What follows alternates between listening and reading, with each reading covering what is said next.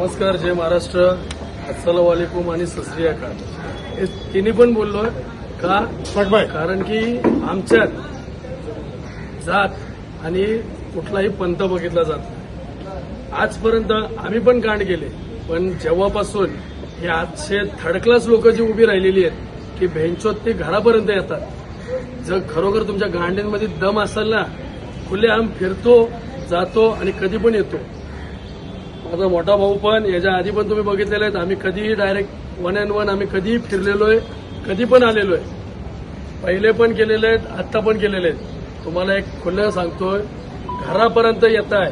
तुमच्या गांडीत दम असेल ना, फोन करा. आमचे नंबर सोशल मीडियावर आहेत. तुमच्या गांडीत दम आहे, तुमचा एरिया सांगा, तुमचं टायमिंग सांगा, इथं आम्ही येऊ. आमच्या घरापर्यंत येत आहे, ही पहिली आणि शेवटची चूक आहे. आता आम्ही तुमच्या घरापर्यंत घुसू.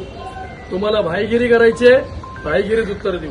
तुम्हाला शांततेत बोलायचंय, शांततेत देऊ. पण घरापर्यंत याल तर तुमच्या घरात घुसून मारू. हा क्लिअर कट देतोय. कारण की आमचे घर हे आम्ही घरापर्यंतच ठेवतो. राजकारण, समाजकारण जे काही गोष्टी केलेल्या आहेत ते आम्ही घराच्या बाहेर केलेल्या आहेत. तर तुम्हाला जेव्हा पण भेटायचंय, एकटं भेटा, एकटे फिरतोय. तुमचा टाइम सांगा, तुमची जागा सांगा, तुमचा वेळ सांगा. त्या वेळेत, त्या जागेत, त्या टायमिंगला आम्ही तिथं उभे राहू.